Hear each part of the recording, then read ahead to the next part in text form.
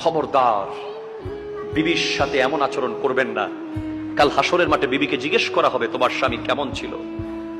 বিবির কথা মতো সিদ্ধান্ত হবে, আপনি জান্নাতে যাবেন না জাহান্নামে যাবেন। বিবিকে সেই পাওয়ার দেবেন কে? আরো জোরে বলেন কে? বিবিকে মহব্বত করার দায়িত্ব দিয়েছে আল্লাহ আপনাকে, ঠিক কিনা বলেন? অনেকে মাসকে মাস বছরকে বছর দেখা যায় প্রফেশনাল ব্যস্ততা, ব্যবসা নিয়ে ব্যস্ত, চাকরি নিয়ে ব্যস্ত, প্রফেশন নিয়ে ব্যস্ত, বিবির দিকে তাকানোর টাইম নাই। আসে শুধু বিবির কাছে রান্না কি হইছে দেখার জন্য। খাবার ঠিক মতো হইলেই সে সারাদিন ব্যবসা নিয়ে আছে, চাকরি নিয়ে আছে, বিজনেস নিয়ে আছে। বাসায় আসার পরেও বিবির সাথে কথা বলার তার টাইম নাই। ঘন্টার পর ঘন্টা মোবাইল ফোন নিয়ে ব্যস্ত, বিবির দিকে তাকানোর টাইম নাই। ওই মহিলা, ওই নারী আপনার স্ত্রী, তার সমস্ত ইচ্ছা আকাঙ্ক্ষা আপনার মাঝে এসে পূরণ করবে।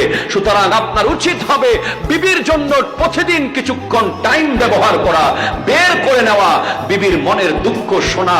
আমার নবী বিদায় হজের ভাষণে বলেছেন, নারীদের ব্যাপারে তোমরা সতর্ক থাকবে। তারা তোমার কাছে এমনি আসে নাই, কালিমা পড়ে এসেছে। তুমি কালিমা পড়েছো বলে সে তোমার বিবি হয়েছে।